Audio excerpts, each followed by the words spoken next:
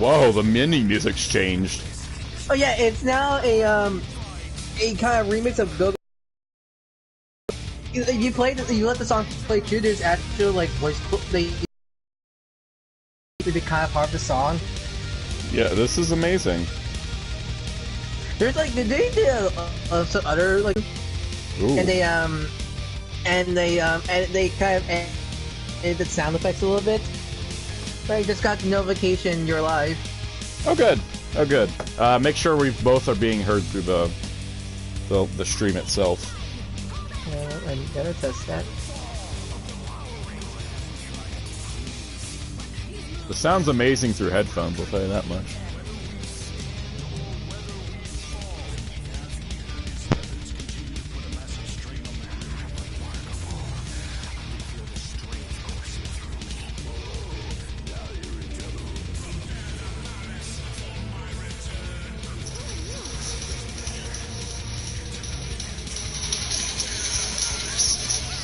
Alright, so we coming through?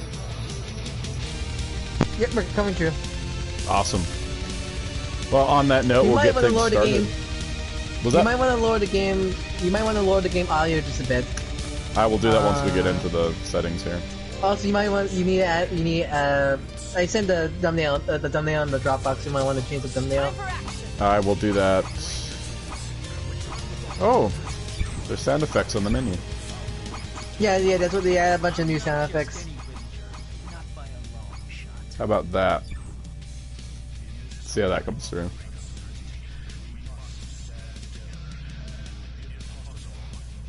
Testing things. Now, they did change quite a lot of Tommy's animations for these White Rangers, but I recommend selecting him as one of your partners, because they didn't change his default pose when you're like having as a partner. It's still him playing the Dragon Dagger, but it's Saba instead. That sounds amazing. Finisher was honestly pretty clever, but like they didn't change that one thing. Yeah. Hey YouTube, let me edit a thumbnail from a mobile device. Let's see, audio settings. Okay, button configuration. Yep, everything's good. Let's see, do we have any banners?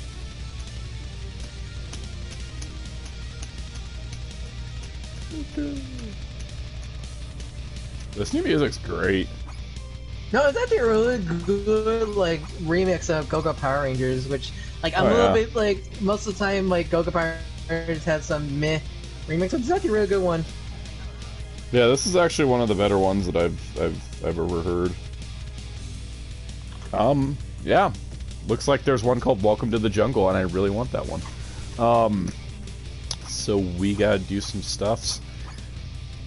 Let's see. Let's go into training, since there is some new training mode options. Well, that's different, isn't it? Yeah, they added like a tutorial. Oh yeah. So, the new character's got new renders: Ranger Slayer, Magna Defender, Mesozoic Blue Ranger Trainee, and I think that's it. Yeah. Yeah, those look like. Here's the thing, though. You look at Udana, and you look at Cenozoic Blue, and it's like, yo, can we get this for everyone? Because I'm surprised they updated some of the renders. Honestly, like Magna Defender looks so much. Like his render was good before, but it looks a lot better now. Like Magna Defender, super detailed, super nice looking. Draken, little flat. I wonder if they're just gonna progressively like change up the renders there, because that would be nice. I mean, like, there's room. They could possibly make more room for the next set of 3 DLC characters when if they make a season 3. Yeah. So here's our Tommy skin. Let's load up Dai Shi. Oh my god! I did not know his player 2 colors were going to be that cool. I'm not sure. It looks like it's based on either the Jungle Pride Tiger Resort, or it looks like the Psycho looks similar to Psycho Red's color scheme. Yeah. I mean, like he's already a villain killer, right? So like they can't really make an even eviler color scheme for him. This is true. Oh yeah, we should get White Ranger. Instead of Kruger. We're gonna fight those people. Alright. I don't know when they added the series names underneath the stage names. I think that's new. Yeah, I don't remember. No, I think that was there before. I think that was there in the last. Yeah, it was probably there last in the. I think it was probably the Quantum Ranger, update. It was either Shadow or Quantum. Sometime this season. Okay. Before we get there, there was a new thing. It said training mode added super meter reset, found under training settings. Super meter now set per bar instead of by entire percentage. So if we go to training settings, super meter reset on, off. Okay, super meter so you can just do this if you want to do that. So you can just set however much super you want while training. Like you can just be like, let's do that. That's pretty neat. Also added record and playback, allowing players to record 100 seconds of input as the training mode dummy, which can then be played back against the player. Record and play.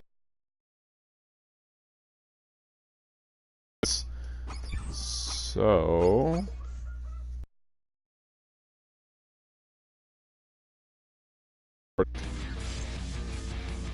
I specifically bought a arcade stick that had L3 and R3 buttons, which is pretty nice.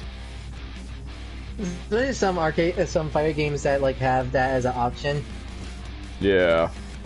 Throw breaks are now accompanied by appropriate visual effect. Assist cooldown indicators now dimmed the entire time that the assist is unavailable, giving that player's way to check on their assist ability. Oh, so that was one button.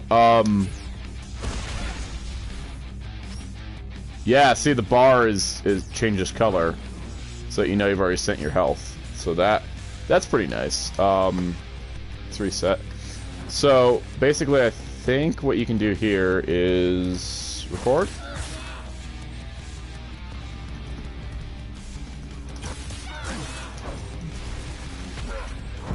This is really good for like trying to figure out like a certain combo that's always going to keep hitting you. You can record, and then that way you can play it back and figure out how to come up with a counter. Yeah, like that. That's why most games have the record feature. It's something that lower budget video game like fighting games don't have, so having this is really wonderful.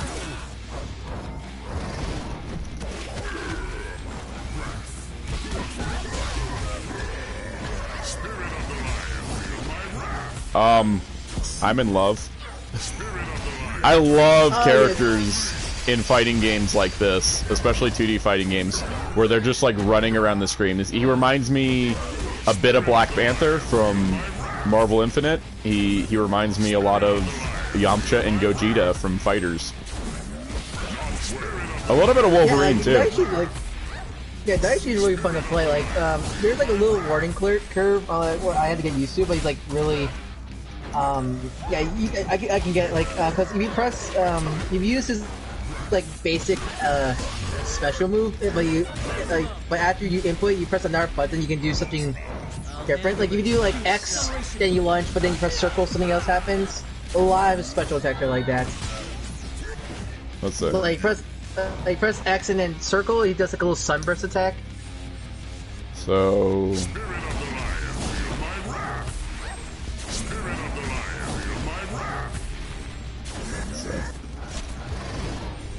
Whoa, what was that? Let's see. Let's just use. Let me jump around move. Oh damn. Okay. Yeah, that's a Wolverine move right here. That upward.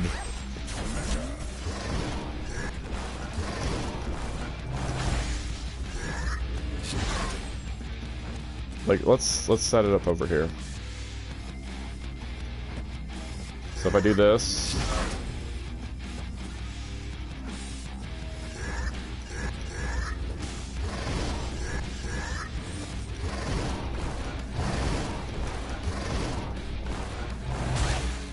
Whoa! Oh, hold up. Hold up.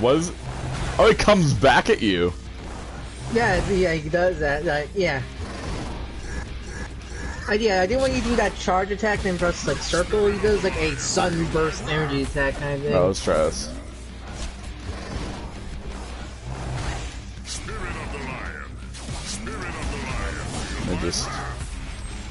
I play a little bit with the inputs here and see if I can.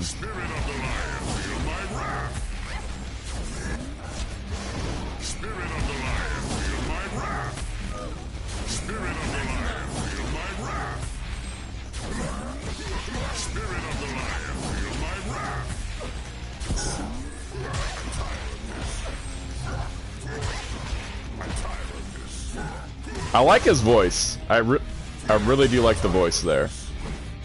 I think it's just I think it's the same actor that does the narration.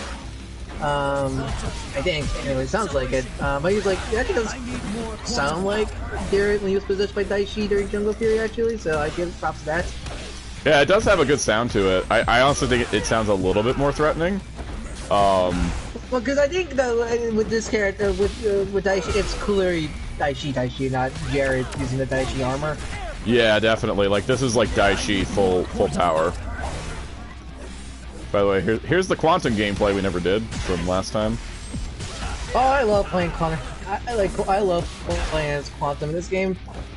It's so good. I love the trick shot. That's like, I think one of my favorite moves is the... I mean, I haven't played Virgil that much in MVC in Marvel vs. Capcom 3, so I'm not sure he plays similar to what people say he was. Yeah, he plays a lot like Virgil. Like, did that on purpose? Oh yeah, there was someone that was like, because the thing is that we know Enway's developers for this game are total like fighting game nerds, and they're probably like, huh, we could probably, yeah, there's trick shot. They're like, we could probably get Dan Southworth. Let's make him play like Virgil so that it just all connects together. I mean, it worked because when Quantum came out, like a lot of people were talking about him, not both Power Ranger fans and just fighting game fans. Oh yeah, honestly, like, I think this game has done a great job of bridging that gap of oh my god! Those smart geniuses did it. What? Don't learn. Oh, yeah, the finisher, yeah. Yeah, the finisher, yeah, that is so smart. Do I look scared? Tag team. Get off. It's forfeit time. Zero in on my coordinates. Like, no wonder this skin took a while, because like with the first pass, it was like, oh, you know, you get Red Ranger Dragon Shield like with the first characters or whatnot. Like, it was kind of like implied that was going to happen again, and I was like, what is taking? Oh, they completely did new animations for the finisher. Yeah, the only thing, yeah, like the only like thing that they forgot to change was the standby animation when White Ranger is your partner. What was your partner? He plays Sabo like the dagger. Yeah, I think because I was reading the patch notes earlier, and that might explain things here. I'm just gonna play using one hand while I pull up the. I think Mag Defender got some buffs because I remember like while I did like playing Mag Defender, he wasn't a character I play a lot, but I'm not sure what they did to him, but he's a lot more fun to play.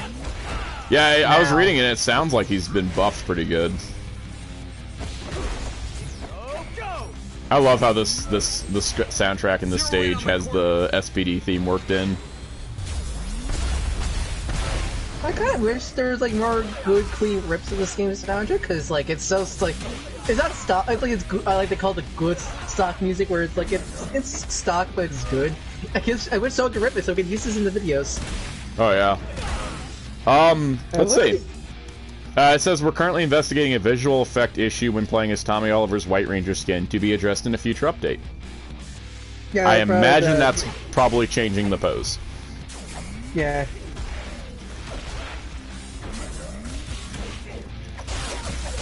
Zero in on my coordinates. Alright, I can't get over this Tiger Zord. I'm surprised they didn't include Tiger Zord as a Megazord. honestly. But maybe I just wanna wonder do if they one- will in the next pass, because they did one new Megazord for this season, so... Yeah, I wonder if they want to do one Megazord per season. I love Yeah, 'cause Daishi's ultimate. Because getting the Megazords to work, I imagine, is not easy because of the Especially nature if of they want them. to have them, especially if they want them to have different play styles, like the Delta Squad Megazord. Yeah. What they still have, I don't think they still have 6, the main issue thing. I think they still call it just SPD Megazord. Yeah, we should go. Let's go to that main menu. I'm surprised they didn't try to incorporate the Dai Shi's super form, the Phoenix armor thing. That would have been cool. It may have just been out of the budget to do an extra model for like a power up. Yeah, like let's maybe go that could be into a skin for next season, maybe. Because I don't remember. It's been a while since I've seen Jungle Fury touch Deku Ranger, so I don't remember if his moveset was that different. Yeah. Yeah. Let's go with these 3. Just because I want to play Magna. 'Cause you mentioned that. Yeah, have White Ranger be part of the party for the other team.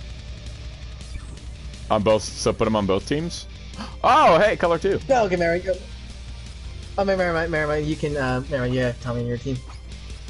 But I was hoping you had so much dialogue for if you had White Ranger Tommy and Green Ranger Tommy together, but nope. So I'm not sure if that line Tommy says in the special is is new or not, or from the show. Because I doubt just get JDF to record one line.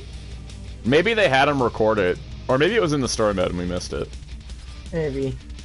You know what's the good part about this game? What? Even though we have Draken and Tommy, because all the Tommies are skin-based, you can't have 3 Tommies on a team, so it doesn't have that Dragon Ball FighterZ Goku problem. Yeah, Goku.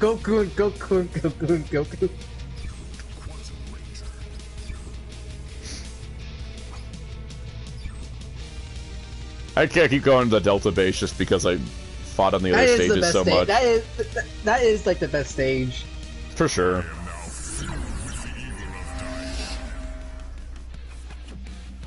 Yeah, pay attention to Tommy after the main character's animations. Yeah, look, he still plays the Dragon Dagger. He still plays style like the Dragon Dagger. Oh yeah.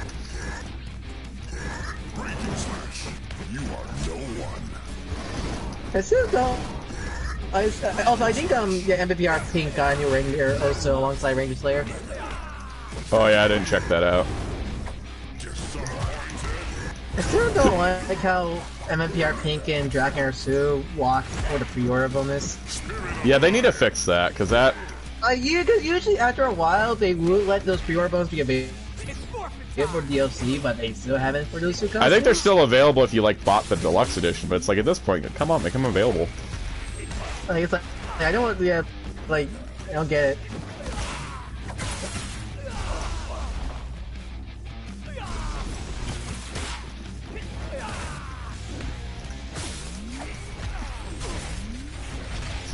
The CPU strength was not very strong on this match, and it's kind of... Oh, hello. Magnus sword got buffed. Magnus like counter move got like really buff, I think, because I remember not liking it before, but I actually really like using it now. So man, it's one of those weird things where I keep going like there's something off about Magnus Defender. Then remember, oh yeah, they made him super chunky in this game compared to like his normal suit. Oh yeah, the Lightning Collection figure. Which I actually would do like the chunky look still. It kind of looks weird. Where like, I play this game and then look at my Lightning Collection figure. Hey, at least he's not got bad character development like in Battle for the Beyond the Grid. Beyond the Grid. Yeah. So, like, more or less to his lines, I really felt like this Magnus Defender was meant to be a original Magnus Defender than Mike. Yeah.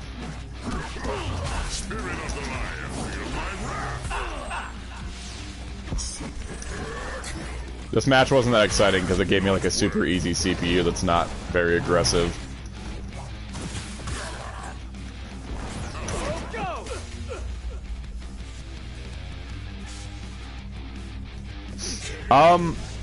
Speaking of Beyond the Grid, I still don't really like that storyline. But I'd buy a deluxe hardcover of it because I really like the deluxe hardcovers for the Boom comics. I mean, they also exclusive story, so. Yeah. It's like, oh, here's an exclusive story. It's 15 pages spread across the whole story to fill in all the time gaps. I mean, they did that for they did that. As yet. I have read The Psychopath. What do you think of it? Because I hate it. I don't hate it. I actually really like a lot of it. I think it was way too short. I definitely think there was so much more depth that could happen through a longer form of storytelling, like it was a full miniseries instead of just a one-shot. I feel like that could have fixed a lot of the problems I had with that book then. Because, like, I just did not... I like the concept... I'm... Well, mix on the whole psycho... spoilers for anybody listening for the Psychopath's book. It's been out for like 2 months. It's... yeah, so... I was not a fan of them turning the psychos, like, sort of good, but I feel like it was, like, cross, like, multiple books, and they could convince me more, but, like, that one book I really did not like, because they did, like, the psychos did paradigm focus. Yeah, I think that, you know, again, I think it would have been amazing. Like, it's just like when I'm watching, like, Solo Star Wars story, I'm like, if this was longer, this would be fantastic. But short as it is, it's gonna have some story problems, you know? Solo's one of those things I really wish they just made out a miniseries.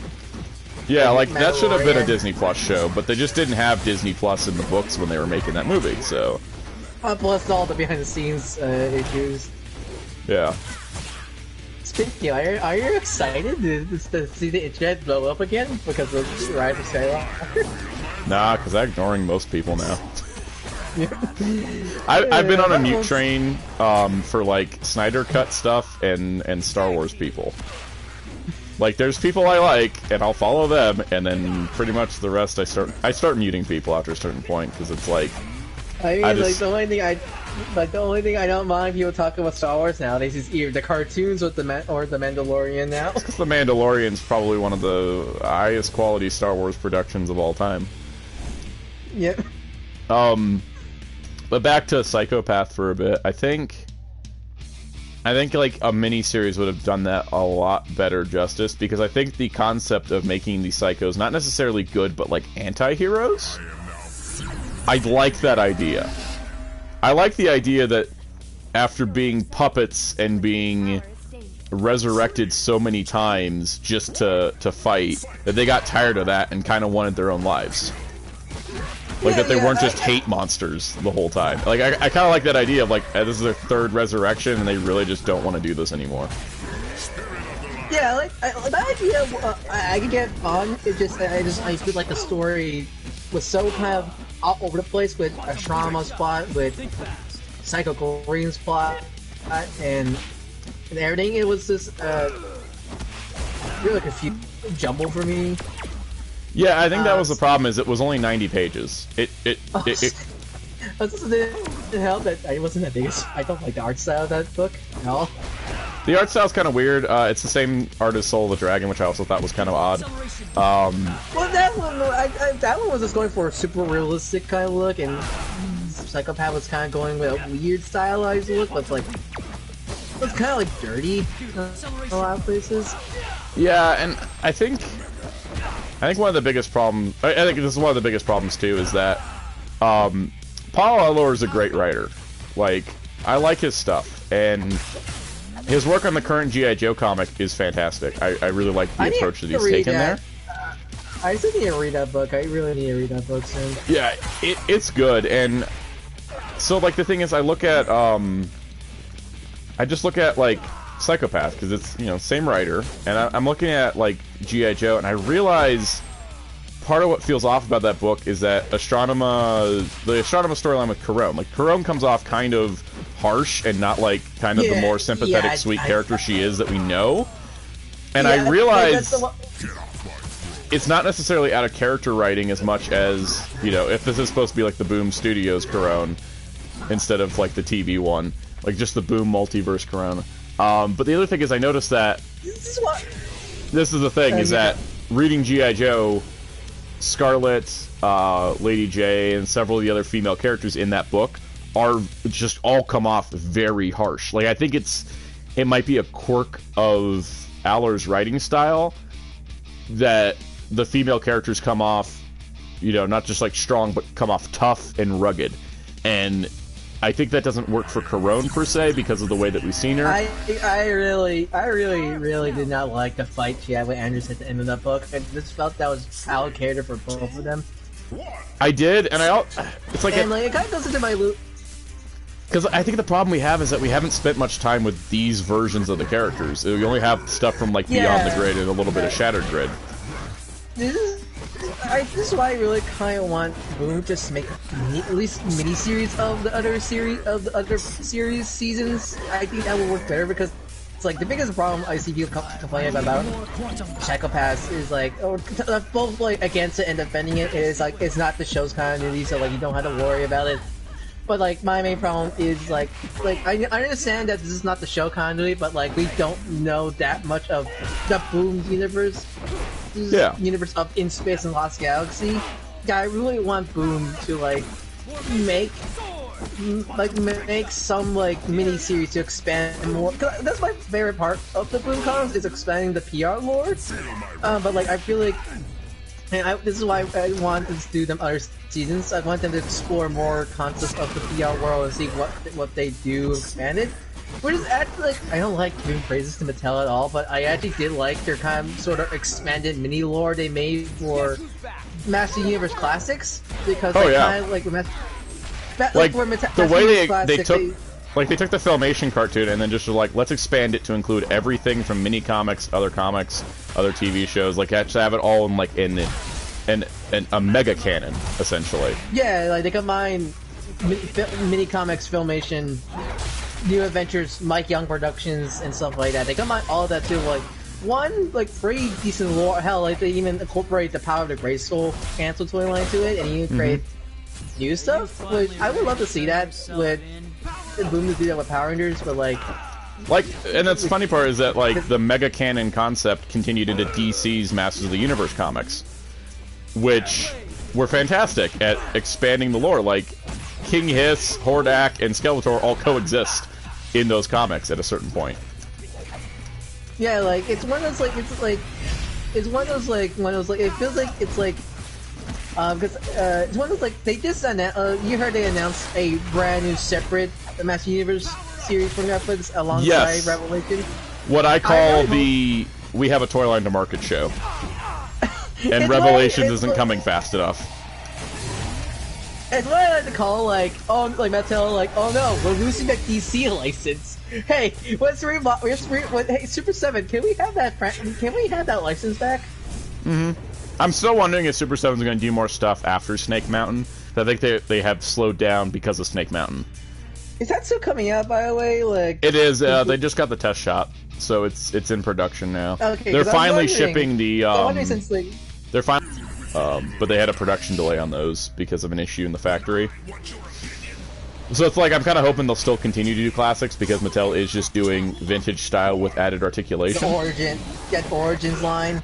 Yeah, and I think that this new show is a perfect connector for Origins because it's going to be in the original style, while also reintroducing the He-Man lore and canon from the Filmation show, since Revelation's supposed to be a sequel, and yet I don't think they can rely on people watching 130 episodes of Filmation stuff. I mean, there's this good high-quality Universal DVD that just came out just on sale on Amazon right now for $30, which I really want to get, but... that thing is great. That set is fantastic. I will get that now, but like my birthday's on Christmas next week, so I'm waiting to get the Christmas money to get that. Yeah. But still, like. Yeah, no, that He-Man and She-Ra set they just put out are amazing. Is the Voltron like they released a Voltron sale? So is that really good still? Yeah, that one's really good too. I think the Media Blasters releases of Voltron are still higher quality. But those are out of print. But those are way out of print. Those I think were higher quality too because they had a lot more bonus features as well. Yeah, like I got the Princess of Power Netflix She-Ra DVD, which is really good compared to freaking. I'm glad I have it, but I really do hate that new Warner Brothers Thundercats Complete Series set they released. It is so cheap. It is. It's like the cheapest thing I ever seen. Like, and that's the problem with Warner Brothers because... too, is they don't know how to do things. Like, they don't like to re-update something unless they're converting it to like Blu-ray and giving it like a huge treatment like they did with Batman Beyond and such. Like, they'll just re-release the same thing over and over again, which is very frustrating. But like, I think with Universal, the reason why their He-Man, She-Ra, and Voltron DVDs turn out better is just because they just got those. They've never released those shows before. They can't re-release discs from other companies. So they did have to put in the work too. Yeah, they got the license, they got the rights to the stuff, but do they have the license to the Mike Young Productions 2002 series? We don't know. I hope so, because I would love this. I would love to have that series on DVD, because I really do enjoy that show a lot. Like, as far as I know, because we never heard anything about rights reverting, it's possible Mill Creek still has the rights to that. That's still, I think it's still on Amazon, like available fully. So I would just imagine you need to get that set. I would say probably. Wait and see. If we go past if we go past both Netflix He-Man shows with no new release of the Mike Young series, then get that, because that set is not great. It's the old Mill Creek put this in paper. No, but it's also only 4 discs for 40 episodes. 3, 2. It's a compression nightmare. There's some good bonus features, like they include, as part of a DVD-ROM thing, you can get the scripts to all the episodes, including a comic that is adapting the 40th episode script that never happened. But it's still like, you have 10 episodes compacted on a disc of a modern show. That does not fly. Like, Universal does that with Filmation He-Man, and it's fine. Because that's, Filmation, cold compressed 80s show. Right. Like, Mill Creek could do a Blu-ray to tie into the new stuff. And they could be planning that, and they're just waiting to do it, because Mill Creek has increased it. Or Universal could be planning to do a new DVD set, because they have the rights. We don't know. One or the other. I'm pretty sure that and New Adventures is going to come out, because we have new shows to tie into. I'm really curious if that new Netflix He-Man is going to connect to Princess of Power at all.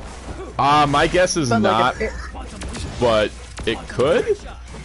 Like, because I heard that She-Ra is finished production. I'm not sure, because I heard they finished production on season 6 and nothing else. Yeah, and we're still waiting on. What is it? We only got 4 seasons so far, right? Season 4 just came out last month. Yeah, I still need to watch that, but I think the interesting part with when it comes to that is that, like, it's just one of those things that I think about and I'm like, it's so hard to do because She-Ra was like, it's a completely new canon. Because Revelation can't cross over with it. Yeah, because the one thing, because like, from what I heard, like, Mattel put a bunch of strict rules for the staff of She-Ra. Netflix, like, you can't matching, like, Prince Adam and yada yada, all this rules.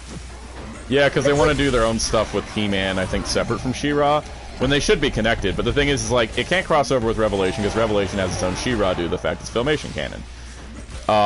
This new one, maybe, but it's CG compared to the 2D style of She-Ra, so it kind of throws that off.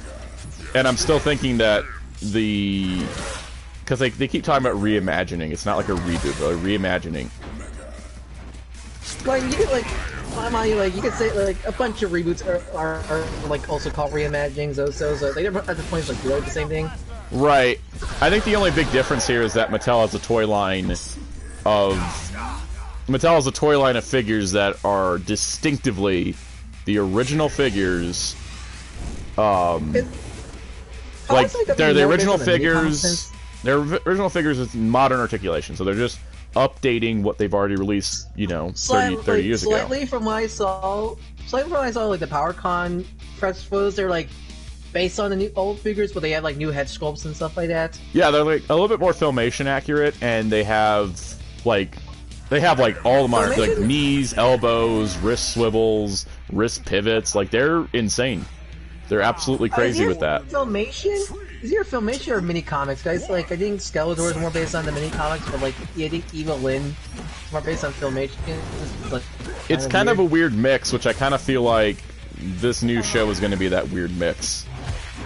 And they talked about featuring characters like Extendar and Gwildor, and those are characters that never appeared in Filmation, so... I'm just hoping this new series is like... Sort of like the Mike Young production cartoon, where it's like Mike Young production cartoon, but I expect it to be more like... Probably more like Transformers Cyberverse, at least in terms of tone, where it's like, it's so... It has like the more comedic style modern cartoons today, but it's probably gonna be, but it's gonna have serialized storytelling. That's what I imagine it's gonna be. Yeah, I kind of get that feeling, because, and I do think it feels like a reintroduction of lore to get people prepped for Revelation, because Revelation's going to cost a lot more to make, so they really want it to succeed, especially Mattel, because their whole movie plan just like blew up and did not go well. So I think they're kind of doubling down on the Netflix front with this, and I think that's kind of maybe the idea, is like, let's get people reacclimated with He-Man and the Masters of the Universe before we pull out the really expensive Revelation series. Yeah, because it's when it's like, not like they're doing this mostly like, not only they're doing this because they lost the DC license, but they saw how well received and successful She-Ra was on Netflix. And since they don't have like full one-shot rights to She-Ra, they was like, hey, like, let's actually bring back Masters of the Universe since this is doing well, since people are like newer eyes are like at least know bits of the Masters lore. So let's show them more of it. Yeah, I agree, and I think my kind of idea I had was that, or at least the impression I had was that the reason why they picked She-Ra for the new show was that there hadn't been a modern She-Ra show, or there had been a modern He-Man one. But also they were developing the He-Man movie, so they didn't want to do a movie and a show for He-Man at the same time. So they're like, let's test the waters of She-Ra. And I think that when it comes down to it, you know, I think She-Ra's been successful for them, so I think they're probably going to continue in that direction. But maybe we'll see He-Man appear... Maybe we'll see He-Man appear in She-Ra and it be a different one, because they've started to mess around with the idea of a He-Man multiverse due to the He-Man and the multiverse of... He-Man and the Masters of the Multiverse, that's the comic. Yeah, like, which I read the first issue, I really enjoyed that this issue. And I think that kind of idea might come up, because it's like, how do you market the He-Man toy line with one show, but also still make it work with She-Ra, when the toy line is literally the 80s toy line brought to modern day? Like, yeah, because, like, She-Ra is allowed to touch bits of Master. Have been declared as the black sheep of the franchise, but here comes She-Ra. It's like, if you were with singer that was stir up like She-Ra and make her actual She-Ra. Yeah, and it almost leads me to be like, is it going to get reworked that the current She-Ra show is a future version of the Filmation version? Because of the Mara connection and the fact that, like, New Adventures is supposed to be like 100 years in the future? I mean, the Hordak in the series is a clone. Yeah, that's the thing. Like, I kind of sniff out the idea that maybe this is supposed to be connected, and it'll be like, yeah. I mean, like, that would be cool. That would be like a cool, like, fan service idea. Like, that would be pretty amazing if it was just like, look, it's in the future from the Filmation show, and that's how they can... Oh my god, Revelation could set that all up. Yeah, now you can like, fully go into the whole... Because I was like, how do you make a canon sequel to a show that had no ongoing story arcs? Well, if you're trying to connect the universe. Oh, I like this idea. Do we have any comments? I'm not noticing. Oh yeah, we had Kevin Martin's talk with the Milk Creek old compression filled releases were really best suited for this would be on DVD otherwise like Street Sharks. Oh yeah, I agree. Like, to piggyback off that, Godzilla the series from the '90s, that's never coming out from anyone else. Just don't learn. That's like licensed limbo probably now. Probably, but at least it came out, and they were able to release the 2 episodes that didn't air here. Let's see. Also, let's see. Spend all the money getting Dolph Lundgren He-Man to cross into She-Ra, so chase the anti-He-Man. That would be incredible. That. I mean, Super 7 had to find the biggest like legal loophole to get the figures made of. Look, we made them based on the concept art. For the Laser Blast, are we talking about the Laser Blast Skeleton He-Man classic figures? The like the ones that specifically look like Lundgren and Langella, because they're the William Stout collection that Super 7 did, and that was specifically like they said, oh, it's based on the poster and concept art, and that's how they were able to get away with it, because it's not an actor likeness. We're basing it on artwork. Yeah, I mean that's how like Mattel got away with it, sort of with their classic figures of later sword He-Man Skeletor, or where like at least He-Man is like a sort of Dolph Lundgren likeness, but not 100%.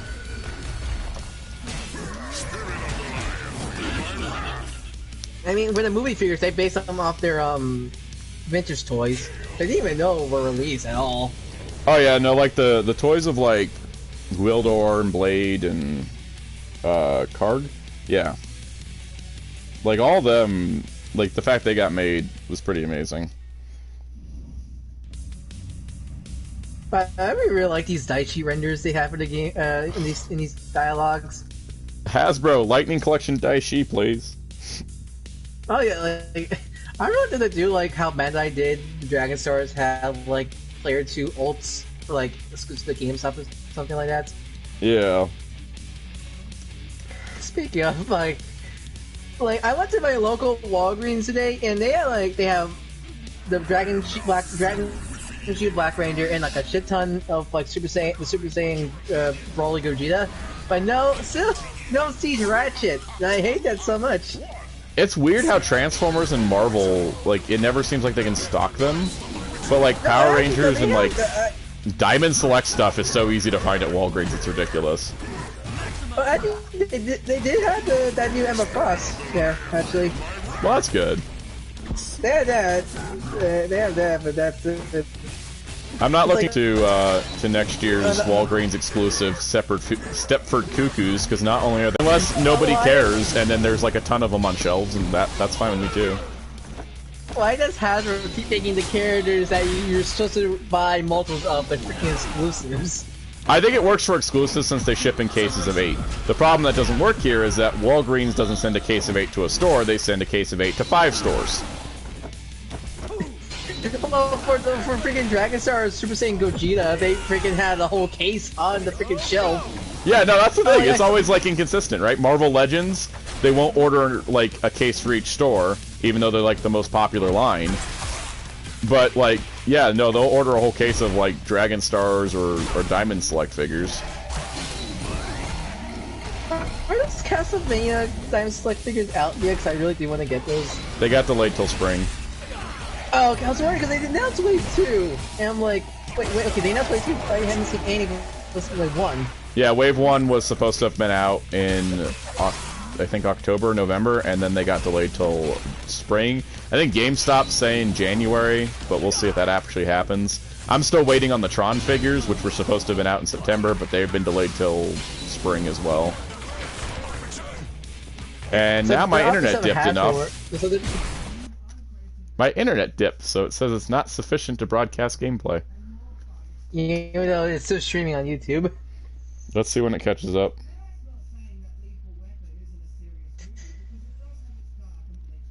Like at least at least we're doing the opposite of Hasbro, where it's like we release everything early and causes a bunch of quality control issues. Right.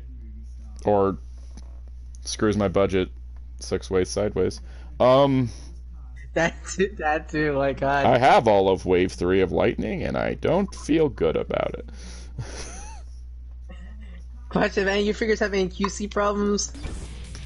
Surprisingly, it's been good this wave. I thought Mighty Morphin Red would have issues, because all the Mighty Morphin Rangers have had issues so far, but he's actually really fantastic. I also thought he'd be boring, because I already have the armored one, but... Draken's great. Okay, because I've seen people have QC problems with Draken's helmet. Like, his helmet's slightly misaligned, but it's nothing that, like, is... Oh my god, friggin' Lord Zed's gonna kill me, because I had to pause in the middle of the match. So, what's the perk case for that wave? Because I went to the Target, and they did have the new wave, but I was like, they had, like, a shit ton of Robbies, but, like, only one Ivan. Like, what is, like, 3 no, Robbies. Like, Jasons and no Drakens? It's 3 Robbies, 3 Jasons, 1 Draken, and 1 Ivan. It is the dumbest case assortment I've seen like in a long time. From the NECA team and T-Line, and they had 3 Robbies, and I was like, look, when I get the other figures, I'll come back for him. He'll still be here. And I was right. Like, I went back, like, 2 weeks later, and yep, there he is. As one as I'm not picking, I'm gonna pick up the whole wave, but as one of those, like, I always kind of get the common figure last, because, like, the common figure, I can always find it easily. Like, Jason's gonna be uncommon only because he's Mighty Morphin, and he's Red, Mighty Morphin Red. Like, if he wasn't Mighty Morphin Red, he probably would, like, otherwise, like, a 3 per case. I think they overestimated how much people want Beast Morphers Lightning. I think 2 per case is great, because it is their current show, but 3 per case of them is too much. A little too much. A little too much. I wish they should have done 2 Robbies, 3 Jasons, 2 Ivans, and 1 Draken. It's odd that Ivan's only 1 per case, since he was, like, he's the most current, he was, like, the other current show. You want to know my guess of why it's like this? It's our first wave with 4 photoreal heads. And I think it might have been a budget thing. Because Robbie reuses an entire body from Red and the sword and the effect. He has like 1 new effect and like 1 new hand and then a new helmet. And then, like, Mighty Morphin Red is all reuse from stuff we already got. But, you know, Draken's mostly a new figure. Well, is it, or does he use some parts from MFR White? It pretty much only uses, like, the internal body skeleton that's, like, their basis for all the Ranger figures, and that's pretty much it, because, like, the rest is new. The Dragon Dagger is, of course, not new, but there's no Saba included. Which may have been a budget thing as well, because that Tommy head has a lot of plastic. They're saying that for the other Dragon Evos, like, Evos, for Kingdom. Yeah, Evo 3 needs to have the Saba Katana, or else I will riot. I hope that didn't like that, but, like, I mean, because I think, I'm not sure, have you caught up with the books? Are you even keeping up with the... I'm been behind. As of late. I'm not enjoying. I don't hate it at all. I don't hate it at all, but I'm not really enjoying it. At least the main book. I've been enjoying Go-Go a lot. Go-Go, I think is still great. I know people are upset with the Lord Zed thing, and I read it and I was like, nah, I can work with this.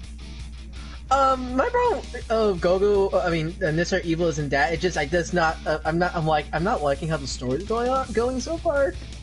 Well, the title's Necessary Evil, so it's going to be kind of like, I was kind of thinking like this is going to be like Rangers going into gray areas of morality, and that's exactly what's happening. Well, it is, but like, it's more like some story issues I have with it, but like, I feel like it's one of those stories that's gonna like click when we get to like the final chapter of it. It's like when it's all over, it's just gonna be like, oh, that makes sense. It's one of those, I want to like the Necessary Evil story, but so far it's not fully clicking on me. I don't hate it at all, but it's like, it's not clicking on me. But hopefully, that's the case. It could be just this is first time Ryan it's doing 2 books at once, and that could like cause some oh yeah, no, like issues. Writing 2 books at once is tricky, especially when you're using the same characters in both books. I mean, Go-Go got secondary writer, so like that kind of leaves some ease off him. But like, I just got flashback back during Archie Sonic and Mega Man, where Ian Flynn was writing all 3 books at the. He was writing the main Sonic book, Sonic Universe, and the Archie Mega Man book all at the same time. That's kind of like what Brian Michael Bendis does. I think he overreaches into how many books he can write, and then it just gets weird. And we should not talk about the new Legion of Superheroes comic because I will probably start screaming. But it's as bad as Superman, his run of Superman. Kind of worse. Oh. Because this is the Legion's chance at coming back into being a regular team again. As opposed to Superman, who will always exist no matter how many bad writers get a hold of him. Yeah, anyways, I'm not happy with the new Legion comic. I'm going to support it, only because I don't want my favorite team going into hibernation again for 6 years, but... yeah. Did we ever get the release of the Legion of Superheroes cartoon, ever? Like, after season 1, not volume sets? Season 1 only had volumes, and that was it. We never got any Season 2. Season 2 wasn't available in HD until DC Universe came along and put it on. So... ouch. Yeah, I'm still kind of holding out for like a Warner Archive Blu-ray, just like a quick and simple, like, look, here's the show. Which we'll see. Thundercats 2011 book. That's a good Blu-ray. Blu-ray. Yeah, like, it's the basic Blu-ray. Yeah, they're always basic Blu-rays, but it's like... it's better to have them, I mean, and they're basic, like than to not have them at all. I mean, it's not like any of the DVDs of 2011 had bonus features at all. Yeah, no, they didn't. There's no difference. But I think in terms of, like, here's my quick and simple thoughts of Legion of Superheroes #1. I read a comic with my favorite superhero team, and was sad, underwhelmed, confused, and just overall generally disappointed, and having zero hope of it having any future. And also, and this is the thing, this is when it comes down to comic books, that it's very important that you get a strong first issue, you know? You can't tell a whole story in your first issue because you got to lead people to want to buy more of the book. But your first issue has to grab the attention of the audience. Whereas I've read this comic 3 times and I don't know what happened. Oh, God. Also, it's a book that they introduced 35 Legionnaires in this comic. And introduced is putting it kindly, because they all just appear. They're just there. There's no text bubbles like past Legion comics to explain who's who. There's no introductions to anyone. They actually worked out a system in the story where it's like Superboy can see basically name tags for every Legionnaire as he looks at them through future technology, but they don't give the audience that. They don't give the reader that. They're just kind of there, but they're obscured by the art. So I'm reading a little quick tangent. I'm reading the little description on the searching posting. I never seen someone ever spell Zoo Ranger or Dire Ranger with space in between the Ranger. That was definitely written by somebody who's only ever watched Power Rangers. Yeah. Hey, it's back with your Legion Superhero talk. So with Legion of Superheroes, like, the thing is that I'm gonna exit and reload.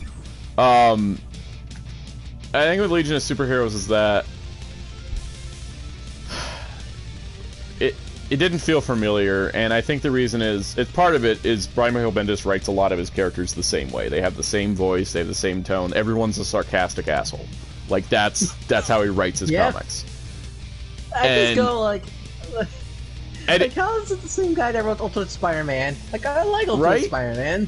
I think he just was like, people like it when I write the sarcastic. Let me write the sarcastic for everything. So it's like, there was 10 Legionnaires with dialogue in this issue, but they all sounded the same. Problem number 2. Unfamiliar setting.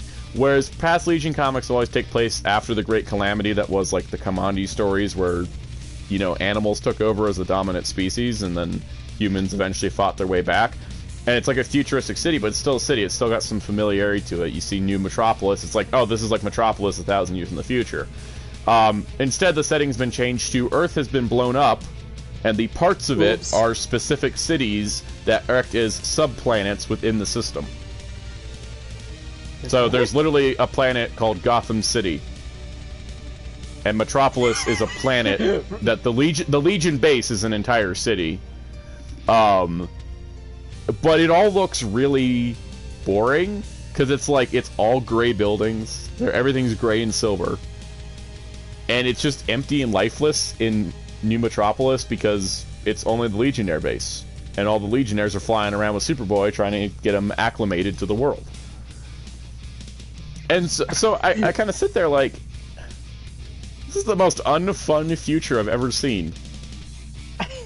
Planet God, it's like Planet Batman. It's like the ultimate Bat God that's like I've ever seen. Planet. Honestly, though, that's like what it is, and it's like the only planets that they ever showed was Gotham Planet and Metropolis Planet.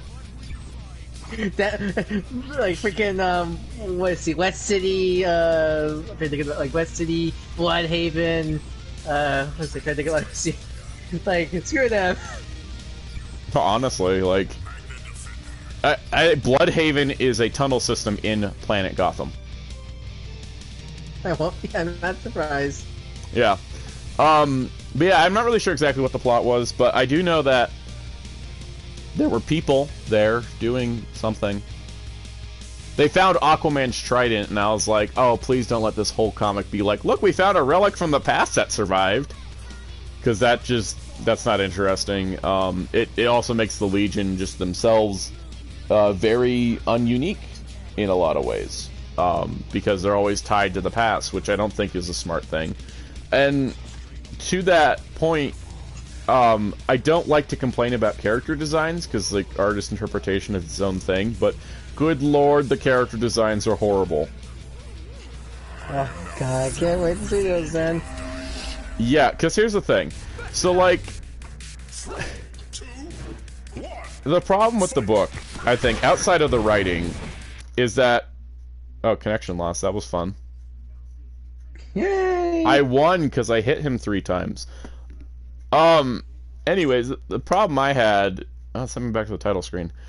So the problem I have is that redesigning characters for a modern era is not necessarily a bad thing. I don't mind that, you know? No, kind of like how Boom... Yeah, that's not bad. Boom updates the Power Rangers civilian looks to kind of a modern look, but you can still recognize them as who they are, right? Yeah. The problem with, essentially the problem with the Legion reboot is that, again, favorite superhero team, I can identify at least like 50 to 55 Legionnaires from their original looks without even blinking, you know? And I look at the comic and I'm like, I recognize like 9 of them? Maybe? And the others are just ones that they told me were those characters, so I'm like, I guess that's them. Like, for example, Lightning Lad. They've changed his ethnicity. He was... Of course, Lightning Lad is from the planet Rans, so he's an alien. But he's a humanoid that looked Caucasian with red hair before. That was kind of his traditional look. Mm-hmm. But now he is portrayed as dark-skinned with an afro in a costume that has lightning bolts on it and is blue. He literally looks like a young Black Lightning. Yeah, like when you change the character initially, you still want to look the character look the same. Like I think like Bo from She-Ra is the best example where like they changed him to a more darker skin character, but he still looks like Bo. Like he still he still looks like the same character. That the way you're describing Lightning Lad is like just too similar to Black Lightning. Too similar to Black Lightning, exactly. I think it is like making Lightning Lad black is not a problem. I have zero issue with that. My issue is that, like, people, I was like, oh my god, guys, look at the new Legion, and Darkon was like, why is Black Lightning on the Legion of Superheroes? And I was like, Darkon, no, that's Lightning Lad. And he's like, okay, but he looks like Black Lightning. And I sent it, and then Wheels like, messages me, he's like, so why do they have a teenage Black Lightning on the Legion? And I was like, oh god. That's two now. I was like, two, and I look online, everyone's like, is Lightning Lad Black Lightning now? So like, on that, like that's a poor character choice, because now it doesn't make him distinctive from Black Lightning, who's a character that has very similar powers. And we haven't seen Light Lass in this version of the Legion. I guess we're just not getting matches tonight, because it disconnected again. Sony! Back to versus mode. So, like, I think with, like, we haven't seen Light Lass, but she has to follow that same thing, because they're twins, right? But we'll see. Like, the other issue, the two biggest issues I have, like 100%, the biggest problems is Karate Kid and Dawnstar. Karate Kid is a human in original Legion lore, and I assume that's the case here, because when you're dealing with reboots, you assume it's like the original until they tell you different. Especially in comic books, because continuity and all that. So, going in, I was like, so with Karate Kid, he is a Japanese human male in original Legion lore. In this comic, he's still a human, he's still male, but he has the traditional bald head, but with the long braid out the back that is typically given as a stereotypical Chinese martial artist look. Really? They went with the generic monk look? Yep, with the long-ass braid and everything, and I'm like, okay, if you're changing his ethnicity to Chinese, again, not a problem. But why is his name Karate Kid still? Because karate is a Japanese form of martial arts. It's like you know, I do like the movies, like the Karate Kid remake. Like, I like that movie, but like, it's definitely not the Karate Kid. It should be Kung Fu Kid in that movie.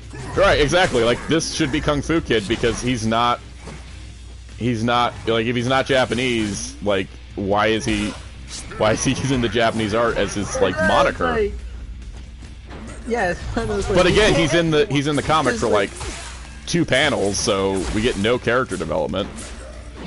Bendis, like, from what I know, Bendis is really bad writing like a team book from my reading of his other books. And I was getting nervous in the lead up to this when he was doing interviews where he's like, "Oh, I'm gonna have like 30 characters in every issue," and I'm like, no. Like, take a page from Paul Levitz. Paul Levitz wrote Legion for a long time, including into the New 52 era, where the book wasn't great, but it was still better than this.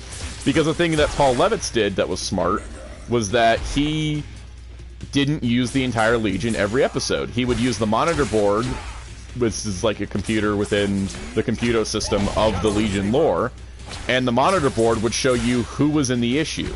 It would put names to faces, and it would identify them so that the reader knew, but then also know that these are the Legionnaires appearing in the story because they're the ones sent on this mission. And it usually be only like 5 to 6 members or less. I gotta push beyond the great did that, honestly. Right? Like, again, you want to have the main cast, but like, you have all these other Rangers on that freaking Terra Venture. That could have been Legion of Superheroes, the Power Rangers comic. And that would have been successful, I think. Nope. Like the team we got, like the Beyond the Good team as we know it now, could have been the starting lineup, and they would have had like an issue or 2. Or pull a page from the 90s era Legion, which was like post Zero Hour reboot, and what they did was they had 2 books, Legion of Superheroes and Legionnaires. The books were published, they were both published each month, so it was like 2 issues, but they interconnected. But the way they did it was that a storyline would start in Legion of Superheroes and then continue into Legionnaires. And the way it would do it was that, for example, there'd be like a mission, and this mission was one of great importance. So it was on a planet, but they needed to accomplish 2 goals. So the Legionnaires book would follow a group of Legionnaires who were off doing one objective of the mission, and then the other book, Legion of Superheroes, would be following the other side of the mission, and then they'd meet up together and have like part of the story in each book. So it kind of worked as like a twice monthly comic to read during the 90s, which I thought was like it's genius. And the way they collected into trades, of course, is in the proper reading orders and all that.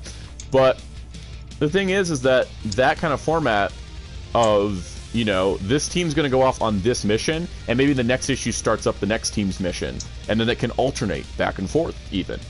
I think that kind of would have benefited Beyond the Grid if we got to see a bunch of mismatched teams. We could have had that run like a good 25 issues without feeling stale, and it probably would have had a little bit better direction. Like, you know, here we are trying to save this area of, you know, save these people from the Praetor, and then build up to it and not try to like rush it. I think that would have worked out a lot better. Like the biggest problem I have with Beyond the Grid is like they, you know, I do like that roster team they have. Is like they don't they don't try to like there's some focus on the storyline of the Solar Ranger, which I understand that's the new character, but like for people who have not seen these other shows, I wish they go into more detail into them to explain who these are. Like, the only characters you get to know, like you already know Ranger Slayer because of Go-Go, so that helps. But like the only other character besides her that we get extensive like story, like who is this character is Heko. Like this I feel bad for we could have gotten a backstory issue for each of them. Yeah, like expand, like they could expand Mike's story so much, like how he get into the Terra Venture, like military force and yada yada. Explain his whole backstory, then or maybe go back to the Mac Defender, like his whole race and stuff like that. But they didn't do that. That's all. They could go make an issue about Cam and his family, like what was his life before his mother's passing and stuff like that. Or else like this stuff that, you know, that's a. But like they didn't do that at all, and it's kind of ended up being a mess. And like I think it doesn't help that half of the characters that are Beyond the Grid were not in character at all. It's like if they're not the same as what we know, like if you're gonna change the characters, you gotta explain why they're different. It's just like with like I said with the Legion comic, it's like unless you tell us different, I'm going to assume that that's how it's gonna be the same as it was before. Like Mike and freaking Cam really bothered me so much, especially Cam. I always felt like they wrote Cam in that book as Cyber Cam. Yeah, that's what it kind of feels like. Because he's so jokey, and jokey and stuff like that, and like Cam can pull jokes off, but he has jokes that are kind of more cynical. At least during the first half, like he gets more jokey after he becomes the Green Samurai Ranger. But so weird, he acts more like Dustin than he does Cam. Right, and there's the whole. And I think that's kind of the problem. Is I think it just didn't have the time, and it was just trying to rush through as quick as possible because that storyline does not last that long. And I think I was just thinking about with that setup, like the Legionnaire setup was. I was just thinking like you could have introduced Purple Solar Ranger with one team, Orange Solar Ranger with the other. And then have them meet up. Like, there was more of that world that could have been explored, but instead it was kind of crammed into 9 issues. Yeah, like, I didn't care for that world at all. Because I wish they, like, actually tried to explain that world. Like, because, like, they tried, but, like, I didn't really care for it. So, like, I wish we got, like, in some books and stuff like that. Or, like, it really just kind of shows the problem. Like, I really did like Shaggy a lot, but I really kind of hope after Necessary Evil we kind of move away from all the grid stuff. Because I get why we're getting so much stuff about the moving grid. We haven't heard it in years, and especially how Super or just completely ignores it. But I kind of think right now with Hasbro Partnership really too lenient on it, without trying to explain it fully. Because, like I think like we've done a lot of grid storylines. We've talked about Shattered Grid, Beyond the Grid, Heroes of the Grid, Battle for the Grid. We're tired of the word grid. I think that we do need a break from that, and maybe just get a little bit more status quo stuff in the comic. Like this is year 1 of Hasbro, and we have like so much of the grid. I mean, some of it did start with. We gotta admit, some of it did start with Saban because Shattered Grid was their thing. Yeah, which that was fine. That was what that was before started. And mind, they didn't went into that much about Shattered, the whole morphing grid there. It was just all about Draken. It was about Draken opening up the morphing grid. And shattering it, and like we didn't get that much to know about it there, but that was not the point. When Hasbro got the license, they've been really heavily focused on the morphing grid with all the media, which I get it because I think they saw how much the fan base was screaming online that we're tired of seeing only Mighty Morphin, we want to see other series. And I think Hasbro's like, look at Shattered Grid, this is like, a huge boost in sales for the comics. This is the direction we need to go in. And I think that you keep it up with things like Battle for the Grid, Heroes for the Grid, and, of course, Lightning Collection. But I don't think it needs to be the focus of the comics all the time, that everything has to revolve around what's happening with the Morphing Grid, because it's kind of like, with DC, like, people like, how many Crisis events are there? Because it always seems like we're leading up to a crisis constantly. But, I think, like, the Shattered Grid kind of resolving itself as the Morphing Grid's back and reformed, but we have to stop it from, getting broken again, is kind of an idea. I think that DC actually recently did a great storyline after Dark Knight's Metal. It turned out the Source Wall was broken, which was destroying all of reality and letting a lot of stuff through, like the Dark Multiverse, that really shouldn't be coming through, and how it would cause problems, and how, Teen Titans, Justice League, and Justice League Odyssey all dealt with how is this, what is happening, Justice League Dark even, like, what does the Source Wall broken mean for the rest of the universe? But the problem here is we only have the 2 books, and the 2 books currently are doing the same storyline, which I think is good, but I also feel like we're having a lack of variety. I think it's also helpful that, like, they can't keep their, because I think Hasbro will need to, like, try to explain what is the Morphing Grid, because in the comics, they imply the Morphing Grid is like the living sort it's like of the Force. It's the Force. Force, yeah. But then we go to Beast Morphers, and it's probably something can pretty much suck the energy out and become energy juice. Yeah. And, like the whole Morph-X concept, I would love it if our big crossover next year that has, like, Jason and all that, because that, like, I'm hoping that is just like, so guys, you sucked out too much energy from the morphing grid, and now a bad guy got in. Yeah, like, I want, like, because I get, like, they, episode 1 of Beast Morphers described, like, Evox was trying to get into the morphing grid, so, like, is it like Draken? Which is kind of like what that was the exact same goal Draken had, was to get into the morphing grid. But, like, in Beast Morphers, it was implied to be, like, a digital space instead of, like, mind, there was a cyber dimension in Beast Morphers, so it could be a dimensional thing also.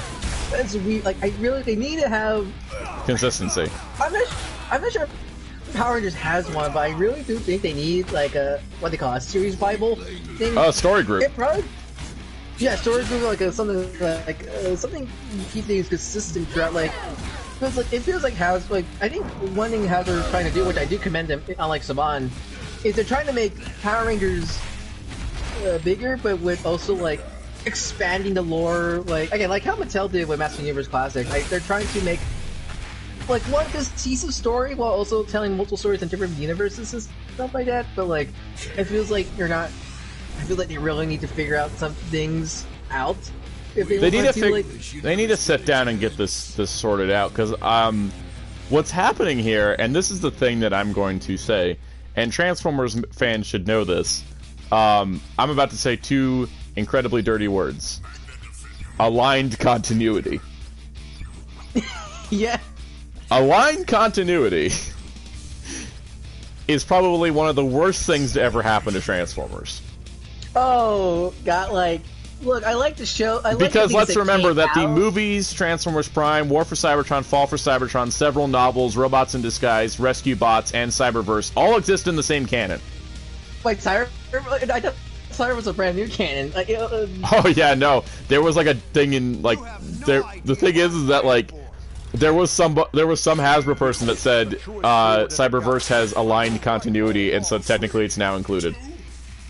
Well, okay, okay, that goes into it because Rescue Bots Academy is a sequel to Rescue Bots. It is a it's a full sequel to Rescue Bots. It has the same characters and everything.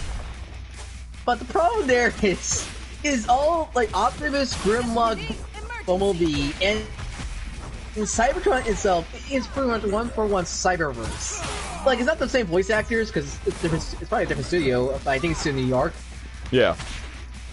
But yeah, like, no, it's like it's supposed to be a sequel to Rescue Bots, which is supposed to be able to tie into RID, which is supposed to be a sequel to Prime, but you know, there's a lot there. And Prime is supposed to be connected to War for Cybertron and Fall for Cybertron, but those are also supposed to be connected to the Michael Bay movies. Thanks, Rise of the Dark Spark. And then, like, on top of that, you consider the fact that, like, none of it works. None of it lines up. Yeah, just like, it was a good idea, but it was a mess. Align continuity was a great idea. Here's the problem. It was introduced as saying align continuity is a thing. All, you know, the games, the books, the movies, and Prime all exist in the same canon. And yet, guess what happened in the first episode of Prime? Starscream asked the question, "What's Dark Energon?" And the whole thing was ruined. War for Cybertron's plot is the story of how Starscream used too much Dark Energon and tried to kill the planet. And what's not good is the fact how many they keep changing how Bumblebee loses his voice all the time. Yep. Like Prime and RID being connected, that can function if you ignore a couple things. Some very like minor things. It's like he either lost during a gunfight and follows Cybertron. Megatron ripped his vocal cords out, I think that's what he said, or an RD, some random Decepticon overhaul, I think, rip it out instead, and like, thanks! It's literally like old expanded universe Star Wars where like Darth Maul came back to life 4 times in different ways. But all at the same time frame. I think that's the thing is that I don't want another aligned continuity situation with Power Rangers, and honestly, getting Power Rangers to have continuity that works together is not that hard. You just gotta be consistent, you know? And maybe just and just have like a consistent definition, because it's like the Allspark is something used in Transformers shows, as well as movies and the comics, but it all consistently stays as the same object. It does very similar things in all situations, where the morphing grid has a different definition depending on which media you're consuming. Yeah, like it's like it's hard to keep track, especially when how these things kind of, like, especially how they want to try to cross over these things without being a full crossover, like the Beast Morphin Rangers coming to Shattered Grid, and like they imply possibly the TV show canon and stuff like that, and like there's the whole Dimension of Danger connection with Shattered Grid, with the whole Dimension remotes from that episode making a cameo in one issue and all that other stuff, and then like it's so end of the day, Power Rangers has a multiverse, and they're just afraid to, and they just are afraid to yeah, it's one of those, yeah, like have you read the Child of Trauma mini like what thing? Yeah, I've read everything from the Boom comics minus the last couple issues. One thing I did not like is when that they tried to make hard like when it comes to like continuity issue is Kruger appearing in it and blaming Ashama for the helping Grum out take out his forces to kill, and like he thinks he killed his wife, and like I saw that and I'm like, well, I like you tried to connect, I like you bring up SPD and stuff like that. The problem there is I don't think those So how friggin' old is correctly. Kruger is the question, right? Okay, so like SPD takes place 2025, right? That's the year they had for... I believe so, yes. And SPD formed 2005, at least, but like... even that's the problem with the Boom issue. It's also the issue of the whole Boom needs to own their own unit, establish their own universe. It's like the fact they have Kruger there and describing how they, like he said, like you help this, like Strama help this lonely Emperor named Grum help, you know, destroy my planet. And like I read that and like I'm actually like, well, that's a cool nod to the other series, and you want to make them more connected. You can't just simply connect one series to another without like trying to like think about it, because like if you like I don't think they ever said the date, the whole Grum invading Kruger planet thing they ever say in the series. But the thing is, like, I don't think Astrama, like, by Astrama helped Grum at all, because isn't Grum, he served under the Magnificent, you know, his ship, and I think that's how he got his own resources and stuff like that. Yeah. So it's like, so trying to tie in like that's the problem, right? It's like there's so many continuity errors with just that one cameo. Yeah, and like I get, like, well, it's a cool idea. I know you want to connect the shows to make this franchise more bigger, but it's one of those like there's a bunch of constantly FIFA that you caused because of that. I mean, let's talk about this thing, right? Psycho Green is in Psychopath, and he just wakes up from the moon, and it's like, oh, so this has to be a Boom timeline, because that did not happen in the original, as far as we know, and so it can't be TV show. Oh, Jason's sword disappeared. Oh my god, Jason's sword is completely gone, guys. Whoops. Yeah. So, anyways, like. He's just punching the air. It's his own dragon fist. It's the Tyrannosaurus fist. As you're saying about Psychopaths. So, a Psychopath, it's like, it has to be the Boom timeline. And there's that thing where Jen said, this is how the timeline should have been, is like going through all the seasons of Rangers. And then look, it got shattered, right? Mm-hmm. And so it's like implying that all the seasons exist within the timeline of the Boom Mighty Morphin team starting it all. But we don't have establishment of that, of like what's different, right? So we just kind of have to keep taking it as it goes, which is just very jarring, because it's like, look, they look like the characters we know, so we assume that's them because we've not gotten anything to establish that there's anything different. Like Soul of Dragon, that's TV show universe. Like, yeah, right? absolutely. Because... like they set it up in Dimensions of Danger for that to happen, and there's stuff like that has to tie in that way because it doesn't work with Boom timelines because of like Finster and stuff. So yeah, it has to work that way. I don't think that the Boom Finster creepy backstory and all that stuff. Like, it's the same Finster. The wholesome Finster who retired to become a clay sculptor. Finster from Soul of the Dragon. Yeah, they can't match up. And then, like, Scorpina, too, because it's like, oh, you disappeared, all these, after Lord Zed appeared or whatnot, and it's like, yeah, she's still around. Oh, Catbird mentioned this in the chat about the whole Doggy Cougar issue, kind of.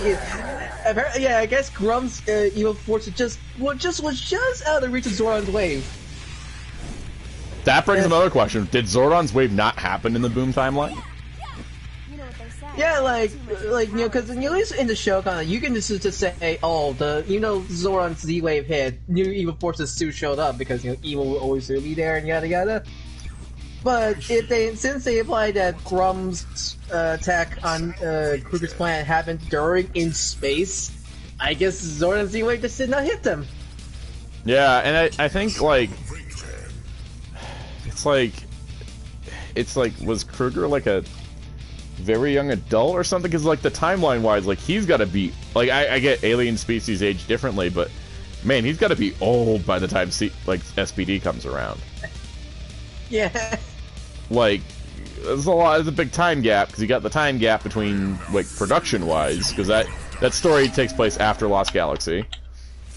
We'll never never give up without a And fight. so it's like, okay, so 1999 to 2005, and then 20 years after that, that's like 30 more years. But that's also another problem. Is since that is apparently in the Boom timeline, thanks to Psychopaths, that can't be taken after 1999 because the Boom, at least because the Boom Rangers are in modern day, so like they could be in, they use smartphones and all this modern stuff. They have to be in the 2010s at least. Yeah, so on that note, That it's means probably they- 2025 is when we have Terra Venture leaving in this timeline. Take it up a notch. Yeah, the fidget around the time. Like that's kind of the problem. Where it's like, this is what it's like, and like I mean, they could just say that it's an alternate timeline, but like Psycho Green, then but the Psycho Green issue with Psychopaths has to happen. So like that just causes like Psycho Green in general is this kind of like time paradox anomaly character. And here's the thing too, is we have a comment from Jason Biscoff way back when that the Psycho Green story that was originally in the year 2 that was then reprinted in Psychopath, that also happened in the main timeline. Like, he said that this is a Boom timeline story, but something similar, like, basically these events also happened in the main timeline because that's how the Supersonic Rangers' powers exist for Super Mega Force. I mean, like. Also, that one let's could get just- some more one-shots with these other teams that appeared in Super Mega Force to give them a little bit more credence in this multiverse we have. What do we have? What do they call it? Just Squadron? Power Ranger Squadron? Squadron, Dragon Force, Dragon Blitz, Force, Blitz, Lightning. Lightning mode, Blitz mode, Prison mode, Prism, Squadron yeah. mode. I mean, like, I'm glad we have, like, a story for Supersonic Rangers, so at least establishes them. Where they die horribly. Well, yeah, but it, like, at least establishes, like, names for them where we didn't have them before. And also connects them to Trip, so, you know, it all ties in. Oh yeah, it's the same species Trip. Yeah, I forgot Yeah. about that. So like, I would like them to do that with like characters who never got I forget. I know we're watching Go Go Fly right now for Ninja Talks. I forget the pseudo extra hero in there, but I would like to see them do like sort of like.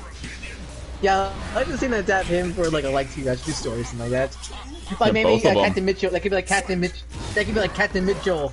They can make Captain Mitchell. Oh my god, Captain Mitchell and Miss Fairweather become Jeeg and Jeeg Hunter. Yeah, like they could do that story. They want to do that, yeah. Or maybe they could do a Ghosty Green story for Mega Force, where like He I don't becomes know, Psycho it could be Green. Oh Orion. wait, we already did that. I don't know, maybe it was Orion's Super Mega Force powers didn't work. They give him a Ghosty more for that. Oh my god, I just figured it out. But, Gosei Knight, the reason why he has such human personalities is because he's actually, like, was modeled after Gosei Green. After he died, they implanted his brainwaves into Gosei Knight. that Or could work. Robo Knight. That could work. I said Gosei Knight, but you know what I mean. It's like, Like that, his, like, brain patterns were used as the basis for Robo Knight. yeah, like I would like to see Boom. I think Boom could do stories like that, like expand, like adapt characters that were not adapted for Power Rangers, and like kind of brought them back into the universe while still doing their own thing. I would really love an anthology series. Kind of like Ninja Turtles Universe did, where they were like, let's stop making individual miniseries, just do like multiple story arcs at a time of like anthology stories. They really should, yeah. Like Sonic Universe had that, where it's like they have each arc is based off a different set of characters. They should really do that for Power Rangers. Like Absolutely, I mean, like Power Rangers is like big. The Blue comics are really big enough where I think they could maintain a third series. they probably could, and if not, I'd say let's drop the main series and make it an anthology. Or I really think they might end Go-Go soon, because I think like I don't think we're at the point. I feel like with the stories going right now, I think the Like, end of I think- Go-Go's Necessary Evil arc Morphin's necessary evil. How we do it? Cat Ranger style. Like they're just Yeah, gonna like match up at the end. Yeah, because before, like Gogo and Mighty Morphin were like very far apart, but now they're like super close to each other. Like they're really, really tie into each other. And unless they're just gonna start doing that thing of, if they did like something similar to, I'm trying to think of what this Superman in Action Comics did this, I think recently, where it's like both comics got published twice a month, so Superman became weekly. And it was just like the same storyline was running through 2 books. Like, Go-Go and Mighty Morphin could do something like that.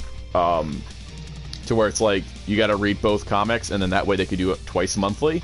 But, because like, I don't know how many people read one comic without reading the other at this point, now that they're part of the same storyline. Like, that's my biggest question, is like, I would really love to know like, what the sales difference is between the 2 books, and if people really do just only read one of them instead of the other. Because I feel like most people are reading both. Yeah, I mean, because before, Gogo was just really his own separate thing. You can just read it without reading the main book, and you still get, like, a good story. Now, like, Go-Go still get read on your own, I think. But I feel like when the main book now, you need Go-Go to understand some plot details of how did the Omega Rangers form. Mm-hmm. And I think that that's the point. If we kept, maybe we didn't, like, once Necessary Evil's over, if they did Mighty Morphin and then Go-Go, you know, either stayed as the same title or became a new title where it was an anthology, I think that'd be fantastic, because I think, like, it could be like Power Rangers Tales from the... Oh god. I don't want to say Tales from the Grid, because I don't want Grid in another thing, but it could be. I mean, it's Go-Go Power. It's so generic, you could reuse that title for anthology. I mean, for Mighty Morphin, like, during Beyond the Grid, you didn't even use the Mighty Morphin Power Rangers, yet they still kept the same title. Yeah. Any new comments in the chat? While I destroy people. Let's see, Kefir Martin, let's see. It's kind of like when Archie's line saw a reboot when the events of the first Mega Man crossover were suddenly revisited in the second to compensate. Beyond the Grid would have been super interesting if the whole team were like new characters of Power Rangers from Sentai previous and unadapted.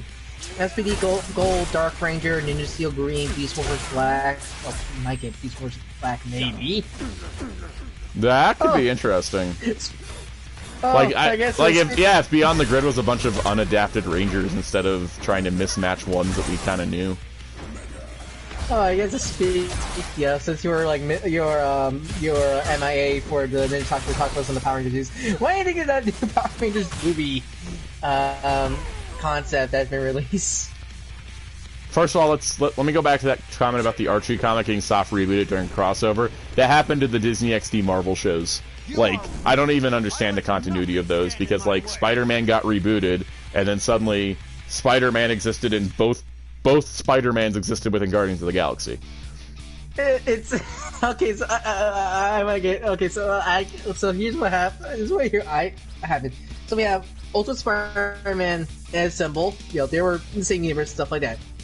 They cross over with the Guardians, but it's their own Guardians. Like in their first seasons, it's like, you know, more based on the comics. Then the Guardians cartoon came out, which is pretty much its own thing, pretty much. Kind of what's tying in with the other shows. But so when they when they have crossovers again, did Ultimate Spider-Man crossover did Cartoon Guardian? I don't think he did. It's been a while since I've seen Ultimate Spider-Man. It's weird because like the most recent Spider-Man crossover in Guardians was the Ultimate Spider-Man animation model with the voice of the Marvel Spider-Man one. Yeah, well, it's very weird. So, but Avengers Assemble Season 2, they crossed over with the Cartoon Guardians, and they never and since, you know, the Guardians they met Season 1 are different, they haven't met these Guardians at all.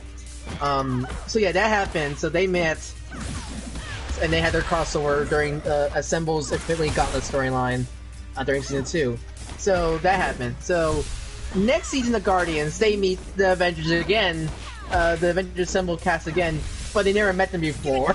It was like totally new. It's like they never met them before. Which is kind of funny about that one with that crossover because there's some weird voice work because before previously Iron Man was voiced by Aiden Near, I forget the actor's name, but like it was the Iron Man voice for season 1 to 4 of Assemble. But in that crossover episode of the Guardians cartoon season 2, I think that was the first arc, he was voiced by Mike Wimberg, who is now the modern voice of the cartoon Iron Man now, which is weird. But they still had Grant George as Ant-Man in that crossover. But at that point, I think season 4 of Assemble was airing, where they replaced Grant George with Josh Eden. But the Ant-Man thing is also super confusing. I think it's funny because there's better continuity with the '90s Marvel shows, and those were doing an accidental shared universe. It's so weird that someone actually watched the Marvel cartoons, so I try to keep track of things. So Ultimate Spider-Man ended. I think Ultimate Spider-Man, there's Ultimate Spider-Man I don't think ever crossed over the cartoon dying, so that continuity was so straight. So that was fine. So that ended. Assemble was going to season 3 with Ultra's Revolution and stuff like that. That was going fine, sort of. In Guardians, with Guardians, they crossed over with. Well, I need to look up Ultimate Spider-Man Guardians. I need to make sure they did actually cross over the cartoon Guardians. Yeah, because they crossed over with the comic-styled Guardians. Yeah, in Ultimate to tie into the movie. For Ultimate. Yeah. Did they ever cross? Spider-Man never crossed over. All right, let me run down quick thoughts of the Power Rangers movie reboot. Yeah, you do that. Right, research. 2 things. So, first of all, the time travel premise, I love it because. How do you feel about it being the '90s, though? Is my That's perfect. You know why it's perfect? Really? Okay. Here's the thing. Okay. This franchise has a problem, right? The problem it has, it can't escape the 90s. So how do you convince people that this franchise can do more than just the 90s? Get Back to the Future. Do a Back to the Future. Also, time travel is a very underused storytelling type in superhero movies. Like, Avengers was like, look, we did time travel. I'm like, geez, finally, it's been 23 movies. Yeah, no, honestly, like, I think time travel is a great way to go. Here's the other thing. Like, time traveling to the 90s, you get them at the point that the franchise was most popular, so it'll give you that nostalgia. However, this is where point 2 comes in. They didn't say they're using Jason, Trini, Kimberly, Zach, and Billy again. I doubt they said nothing about who the characters are, and if I was Hasbro, which I'm not, but I at least can follow like what they do. You're hoping for Hyperforce or Titan Force, one of those two? Not necessarily either of them specifically, but a new team. A new team, maybe a new team of Time Force. Maybe connect it to the TV show continuity that way. Pull a Star Trek 2009 and simultaneously do rebooting while also connecting it to something previously known for fans. And I think that that could work. Like, think about it. Like a new generation of Time Force Rangers, and they get stuck in the 90s.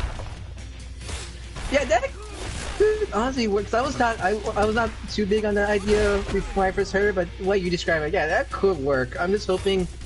Because the thing is that way you get the 90s nostalgia without having to reuse the same 5 characters that they just tried to do. They tried to reboot the same 5 characters for the last movie. That didn't work. There's no reason to try to redo Mighty Morphin again. You're never going to recapture the magic that was there. So because of that, yeah. So try to do something new, but you still need your 90s nostalgia so that the movie will be successful. And so have them travel back to the 90s, be like, oh my god, the 90s! Oh hey, Power Rangers! And then sell them on the new team. Because you're using them as the focal lens, so like they're going to be the windows for the audience to look into the story. And I think that kind of perspective is going to make it a lot stronger of a film that can still pull in on the nostalgia, because that's something that does make a lot of money, while also providing something new for fans and something new that can be a more lucrative springboard for future franchise potential. Yeah, like, yeah, I'm just hoping, the only thing I hope they don't do is shove the 90s in your face, like Captain Marvel did. I mean, I don't expect the Rangers to crash through a blockbuster, because that gag's been done. But yeah. I think that, if you think about it, did Bumblebee shove the 80s in your face? The only time they really did, at least what Wheels tells me, is only with the songs, but that's about it. So, that's about it. And like, that one GoBots reference. Yeah. Other than that, it's like it's a movie that takes place in the 80s, because that works for Transformers. Like those things live forever until they get, you know, minorly shot in the head.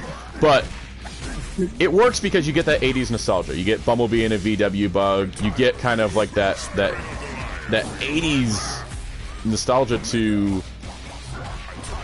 that, and it's great. Like I think it gives you the feeling of the 80s while also doing something fresh and new with the premise.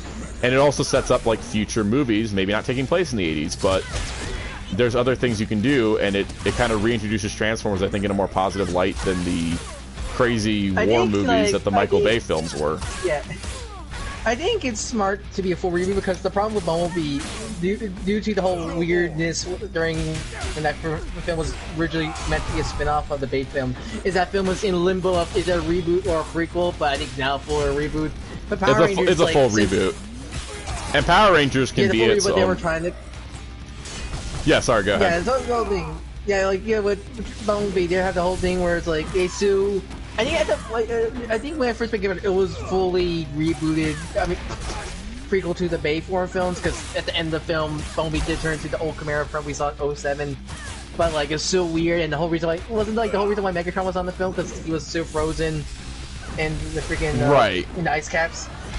But like, but they never showed him, so it's not like it really mattered that much. Matters, yeah, but still, like, that was like behind the scenes stuff. So I think after the production that went on, they decided was more push reboot, and I think now it's fully reboot. The Power Rangers. I think it was called the last night's box office told. Yeah, but with Power Rangers, like people were like, why not sequel to Lionsgate? And like Hasbro wants to have full control of their license. It's not had to share them with Lionsgate. Well, besides them helping produce this game. But like, so they want this game is the best thing they've done in a decade, but that's besides the point. Yeah, like, they want to do their own continuity and not have to do with the whole sequel soft reboot thing. Like, I mean, here with the whole multiverse of Power Rangers, the 27 movie is still a thing in the universe. Probably at least Blue Ranger keeps it alive in this game. Mm-hmm. But still, like, it's one of those, they want to go full reboot, and like possibly want to tie into their cinematic universe. Possibly, I don't know. Like, I mean, if they tie it into Time Force, Eyes, I think Snake. Like, that would be insane.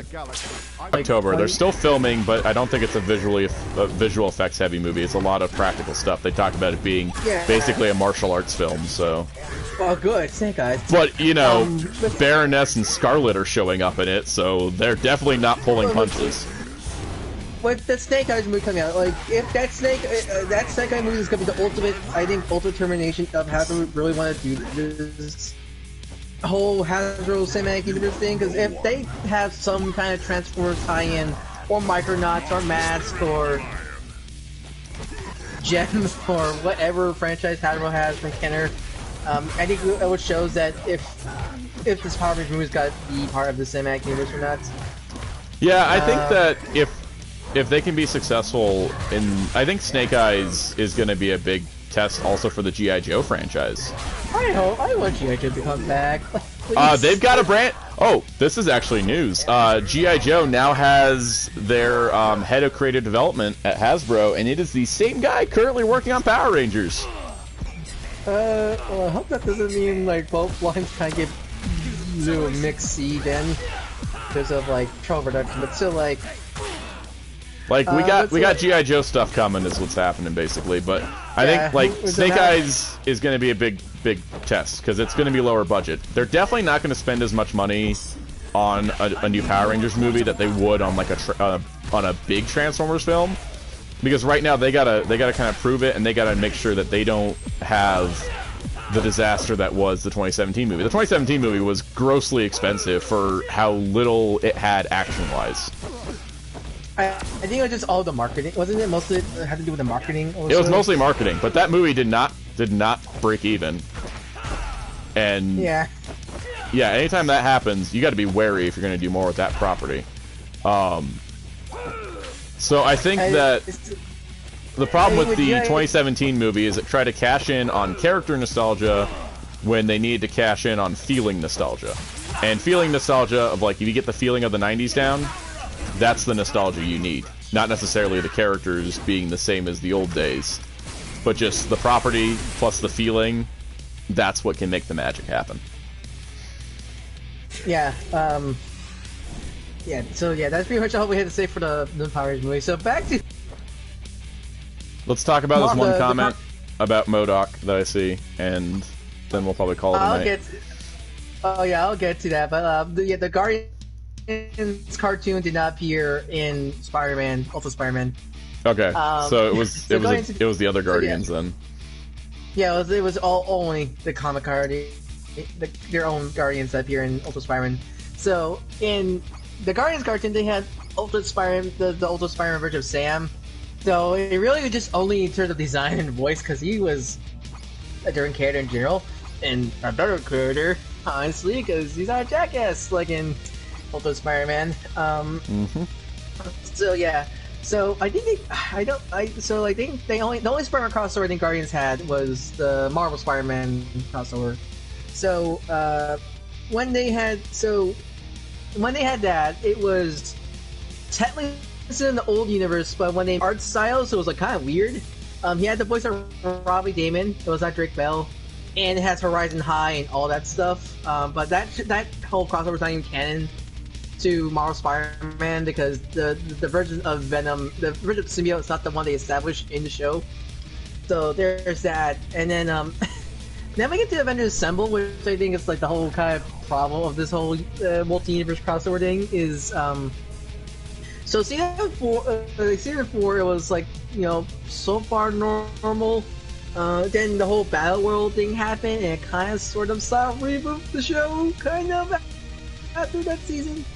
And then there's Marvel Spider-Man, but Marvel Spider-Man was a full-on new thing. I think it was kind of like how Marvel Spider-Man was meant to serve a new universe, because that show has its own Avengers team and stuff like that. Used the same voice cast, but this one was like, just want to use the same voice cast for that show. But it was its own universe team. Then we get to Black Panther Quest, the next season of Avengers Assemble, which caused so much headache because it was still in that old universe. It was technically still in the continuity of that old universe, technically, but there was like so many freaking difference. Like Claw's more based off Annie Serkis. I think that started in one of the Marvel shows. I don't remember, but it was more based on Annie Serkis and stuff like that. They have, like, you know, doesn't know any designs, because of course they're gonna have design, like, some designs were changed to be more like Infinity War, which of course they were, but it all kind of went falling apart when they had their crossover with Marvel Spider-Man. Now, the Avengers and Marvel Spider-Man are their own Avengers team. Even though it's the same voice, it's its own team, their own designs. But when Black Panther Quest Season 5 of Assemble came out, everybody had a new design from Marvel Spider-Man. It was totally different. And when they met Spider-Man in that episode of Avengers Assemble, they kind of wrote him like Ultimate Spider-Man Peter than Marvel Spider-Man Peter, like the way he acted. So like it felt like it was still technically Ultimate Spider-Man, but it was, they still used aspects of the Marvel Spider-Man series, like the Vulture was their version of him. They go to Horizon High and stuff like that. So it's so complicated. That's the continuity basically doesn't exist. It's one that's like I don't get. It's like it's all because of Black Panther Quest, because I feel like if the next season of Avengers use the designs from Marvel Spider-Man, none would happen. Like you could, if they use those designs, they could say, "Oh, this is now in that universe. Now we don't have to worry about continuity problems." Because they kind of leave it open at the end of season 4. It got rebooted, but no, apparently not. It was still the same continuity, so it went flushing out the toilet. There's Hulk Agent of Smash also, but I think that show is his own show. So I don't think they really matter of continuity. I mean, they used the Fantastic Four in that show, unlike the other, other cartoons. Well, anyways, we gotta get wrapped up because I'm off to Star Wars. So I hope all you enjoy me and Sam talking about continuity. Yeah, we did a lot of continuity discussion. I have been considering doing a Power Rangers timeline video, but after researching into it, I'm like, oh man, I have to make so many jumps and connections that don't exist. Like, I can't wait like how every season after Lost Galaxy has to take place 5 years after it aired. If we do that, like, I want to do like illustrations, but it's all like simple stick figures, like not like full stick figures, but like chibi designs to make everything simple, like a whiteboard, like you on a whiteboard. Like, I literally want to draw lines, because it's like, okay, so Lost Galaxy has to take place 5 years after in space, because they mentioned Terra Venture took 5 years to build. So it can't take place in 1989, but then it's like, oh yeah, but then, you know, Time Force comes along, it's like, oh, it's the year 2001, and I'm like, no, it's not. It can't be. Because you crossed over with Lightspeed Rescue, who crossed over with Lost Galaxy. And then there's Forever Red. Yep, and we don't even talk about that. Like that. I got 7 seasons in and had to give up because I just there's so many jumps. I'm like, I have to make up half the stuff. I have to make up half the continuity. Hey, look, Ninja Storm. like, what's a Power Ranger? Dino Thunder. So there's a whole legacy of Power Rangers. Hey, if the Ink Tank can make a full illustrated story of the Ben 10 timeline where things are supposed to take place in the timeline of that franchise, I think we can do it with Power Rangers. Yep.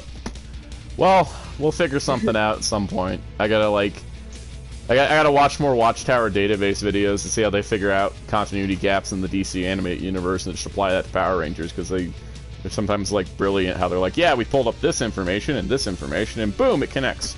I'm like, cool. The stream now. Thanks everyone for tuning in.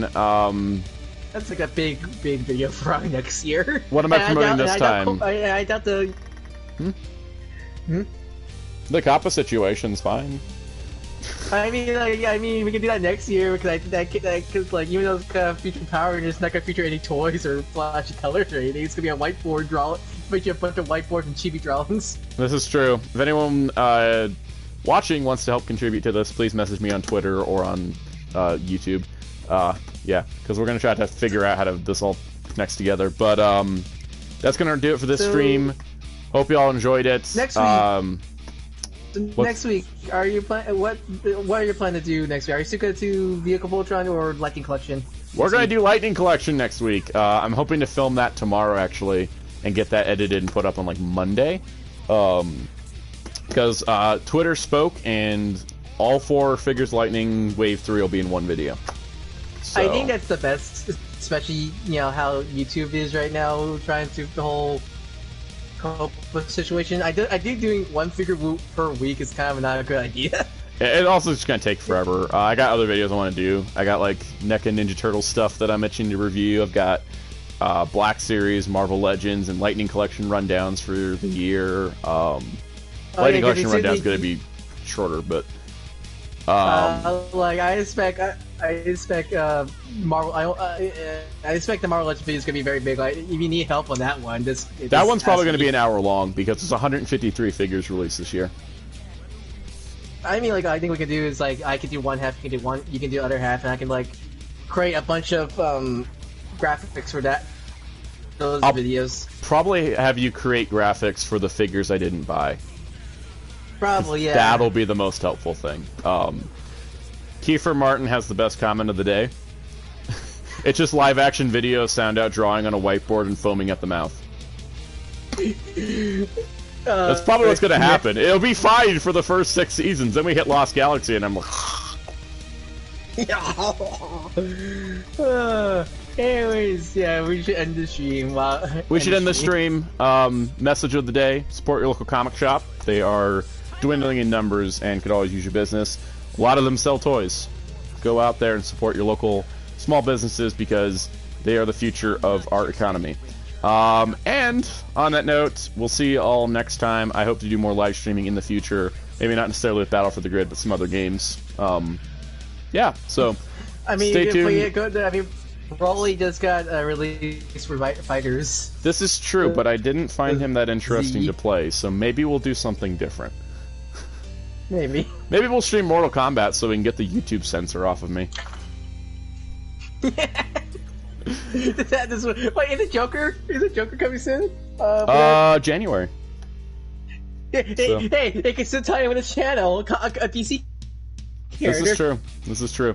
Alright, so, follow me on Twitter at Soundout12, follow Ryan on Twitter at DarkCloud643, and check out his art and commissions that he has to do. I got a Star Wars movie to get to, so I'm going to see you all later, and that will be the end of our show. Bye, everyone.